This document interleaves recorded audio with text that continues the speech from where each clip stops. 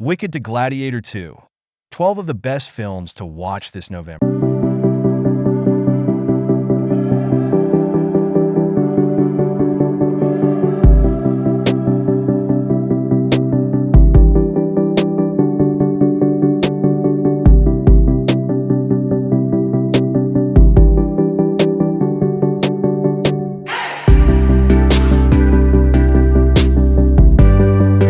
The Seed of the Sacred Fig.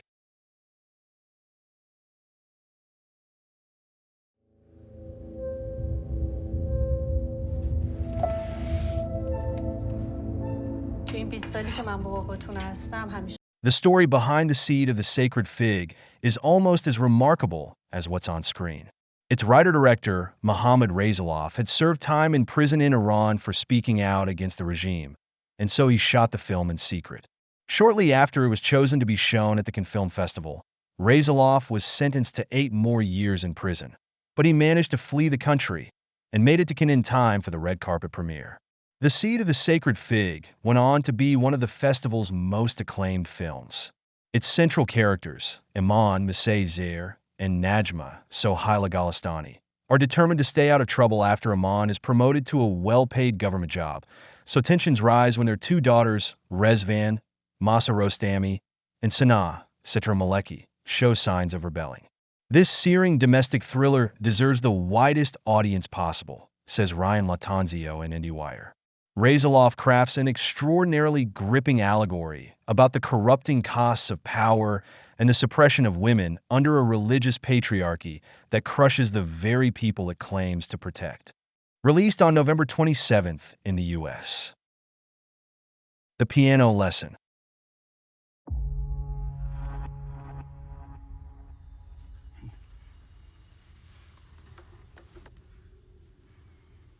You feel that? The Piano Lesson is a family affair. Adapted from August Wilson's Pulitzer Prize-winning play, this supernatural drama is produced by Denzel Washington, directed by one of his sons, Malcolm Washington, and stars another of them, John David Washington. The story is a family affair, too. John David Washington and Danielle Deadwyler play a brother and sister, Boy Willie and Bernice. When Boy Willie returns home to Pittsburgh in 1936 after a stint in prison, he argues that they should sell a prized heirloom, a 100-year-old piano which is carved with the faces of their enslaved forebears. The siblings' uncle, meanwhile, is played by Samuel L. Jackson, who had the role of Boy Willie when Wilson's play opened in 1987. With performances that will resonate and a directorial debut that will not soon be forgotten, The Piano Lesson is a lesson in love, friendship, and family, says Carla Renata in the rap. It serves as a reminder that generational wealth is not just monetary, but emotionally and genetically tied to our ancestors. Released on November 8th in the US, the UK, and Australia, and November 22nd on Netflix internationally. Amelia Perez.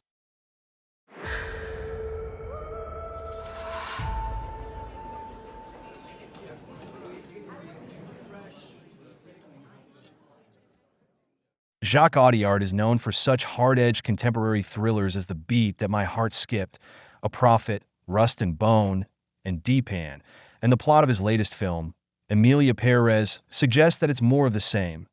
Zoe Saldana stars as a lawyer who agrees to help a Mexican gangster, Carla Sofia Gaskin, have gender reassignment surgery so that she can start a new life as Amelia. The twist is that the film is a musical, which means that Saldana and her co-stars, including Selena Gomez, keep belting out songs written by Camille, a French pop star. Amelia Perez is a hip-swaggering, trigger-clicking, scalpel-wielding work of weird brilliance, says Nick Howells in the Evening Standard. It's a gloriously original tribute to anyone who truly dares to go their own way, but particularly the amazing women who do it under extreme fire. Released on November 1st in the US and November 13th on Netflix internationally. Here. Hey, Dad. Like you to meet Margaret. Nice to meet you, Margaret. Nice to meet you, Mr. Young. Time sure does fly, doesn't it? Robert Zemeckis is the director, Eric Roth is the screenwriter, Tom Hanks plays the hero, and Robin Wright plays the heroine. The last time you could say that about a film, it was Forrest Gump, 30 years ago, but the four old colleagues have reunited at last. And it's for a project that is similarly ambitious in the way it hops through time and breaks technical boundaries. Based on Richard Maguire's graphic novel, Here tells the story of a couple's marriage, but it does so by focusing on one room, as seen from one angle, throughout the decades. It even shows how that same view would have appeared in the distant past and the far future. The single perspective never changes, but everything around it does, Zemeckis told Anthony Breznican in Vanity Fair. It's actually never been done before. There are similar scenes in very early silent movies, before the language of montage was invented. But other than that, yeah, it was a risky venture. Released on November 1st in the US and November 29th in Canada. Juror number 2. It was last October. It was raining, and I hit something. Ridley Scott may have directed Gladiator II when he was 86, but he's a whippersnapper compared to Clint Eastwood, who has just completed his 40th film as director at the age of 94. You know, honestly, I thought he would have stopped by now, said Eastwood's friend and collaborator, producer Robert Lorenz. I talked to him just before Juror number 2, and he said, "No, I don't think I'm going to do any more." So, I wouldn't be surprised if that is the last movie. But never say never. He's always full of surprises, that guy. Juror number 2 may have a few surprises as well. Written by Jonathan A. Abrams. It's a courtroom thriller starring Nicholas Hoult as Justin Kemp, a family man who was selected for the jury in a high-profile murder trial. The defendant is accused of ramming his car into his girlfriend, but Justin remembers crashing his own car into something or someone on the dark and stormy night in question. Can he stop an innocent man being jailed without incriminating himself in the process? Released on November 1st in the US, the UK, Canada, and Ireland, and November 14th in Italy. Moana II. Moana is back.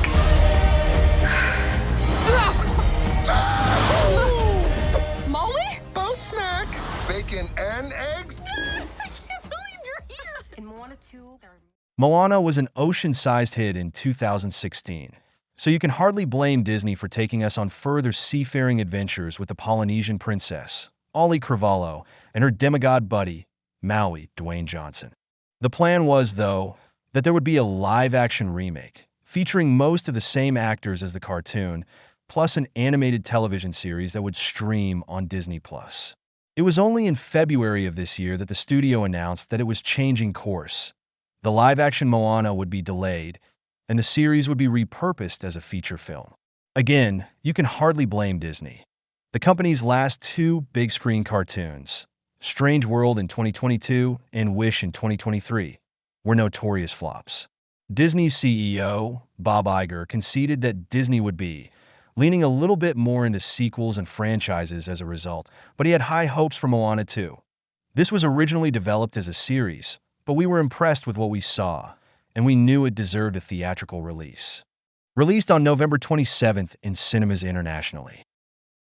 Gladiator II. Strength and honor!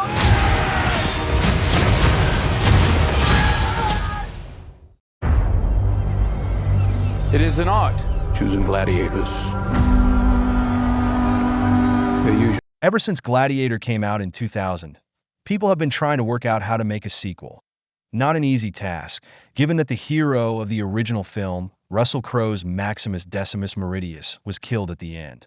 Crowe even commissioned a screenplay from Nick Cave, the rock star, in which Maximus meets the Roman gods in the underworld before being reincarnated. Still, enough time has passed now that there's a simpler way of carrying on Ridley Scott's Roman saga. Gladiator II stars Paul Mescal as Lucius, son of Lucilla, Connie Nielsen, and perhaps the son of Maximus too. After his family is killed by the soldiers of General Marcus Acacius, Pedro Pascal, Lucius is trained in combat by Macrinus, Denzel Washington, a former slave who is plotting to overthrow the emperor, Joseph Quinn.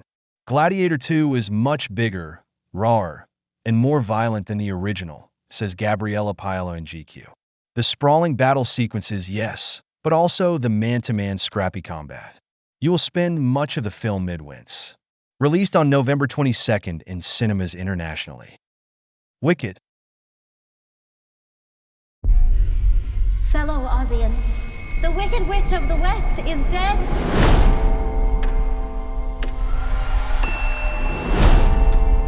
This film of the Wizard of Oz spin-off musical is directed by John M. Chu, Crazy Rich Asians in the Heights, and it stars Cynthia Erivo as Elphaba, the future Wicked Witch of the West, alongside Ariana Grande as Glinda Upland, the future Glinda the Good. At first, they are roommates at the magical Shiz University, so how do they become enemies? Audiences won't get the answer to that question for another year. Wicked may be 160 minutes long, but it only covers half of the show. For the first time ever, a Hollywood musical is being released in 2 parts, and the second installment isn't coming out until November 2025. As we prepared the production over the last year, explained Chu, it became impossible to wrestle the story of Wicked into a single film without doing some real damage to it. With more space, we can tell the story as it was meant to be told, while bringing even more depth and surprise to the journeys for these beloved characters. Released on November 22nd in cinemas internationally. A Real Pain. Your call has been forwarded to an automated voice messaging system. Boner is not available. Hey, Benji, I just got to the airport. I really hope you left already. Oh, God, you made it. What's up, cuz? I got some good shit. Anyone who has seen Kieran Culkin in Succession and Jesse Eisenberg in, well, anything will know how far apart their usual screen personas are. Eisenberg tends to play uptight and anxious characters, whereas Culkin, says Peter Howell in the Toronto Star, is like a human exclamation mark, eager to be seen and to make a scene. This gulf between the two is filled with hilarious and poignant disagreements in A Real Pain, a highly acclaimed, heartfelt comedy drama written, directed, and produced by Eisenberg. He and Culkin play cousins who have grown apart, but who reunite for a road trip through Poland in honor of their late grandmother. Cue the comic clashing, accented by an artful Chopin piano score, says Howell. But Eisenberg doesn't force the laughs as he subtly explores the double meaning of the title. He's developing a humanistic style in the vein of Hal Ashby and Alexander Payne, and it's a joy to watch. Released on November 1st in the US. Blitz.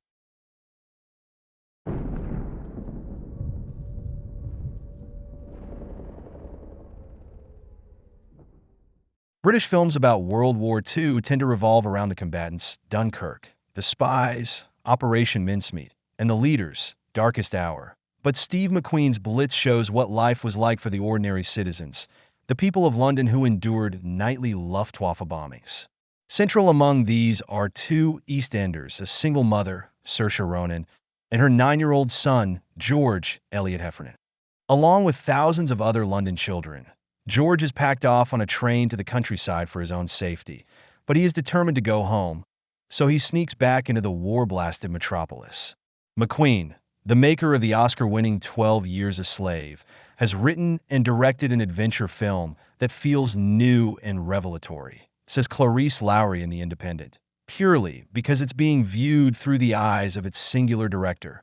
Expressionist yet rarely sentimental, disquieting in its terrors yet tender in its hope, and profoundly interested in the ordinary lives of others. Released on November 1st in the US and the UK, and November 22nd on Apple TV Plus internationally. Queer.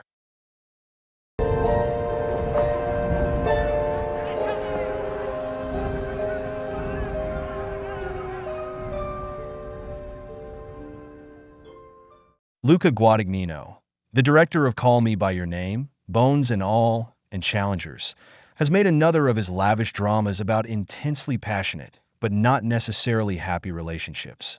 This one is a steamy adaptation of William Burroughs' autobiographical novel, Queer.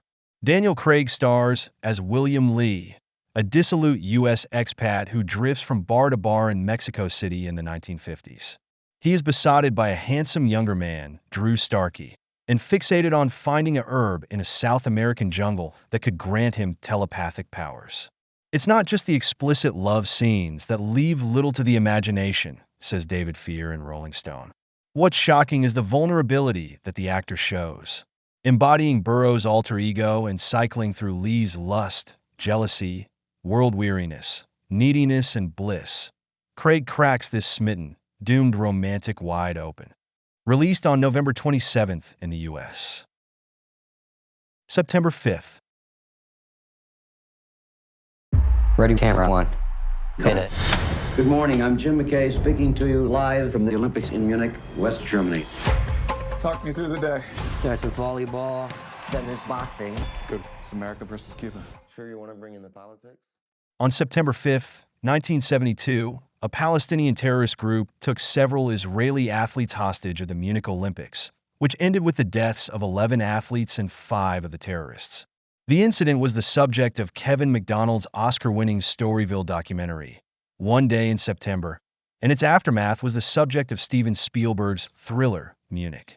Now a new docudrama directed by Tim Fellbaum tells the story from the perspective of a U.S. news crew that was on the spot. Peter Sarsgaard, John Magaro, Ben Chaplin, and Leonie Benish play the ABC sports broadcasters who assumed that they would be reporting on nothing more important than swimming, but who are now faced with staggering technical and ethical challenges. Is it justifiable to put the potentially horrific events on live television? And if it is, how can they do so with the limited equipment they have available? Editor Hans-Georg Weisbrich keeps this intimate drama rocketing along, harnessing the frantic energy of different individuals, says Tim Grierson in Screen Daily. Operating in a stripped-down docufiction manner that emphasizes the tense circumstances.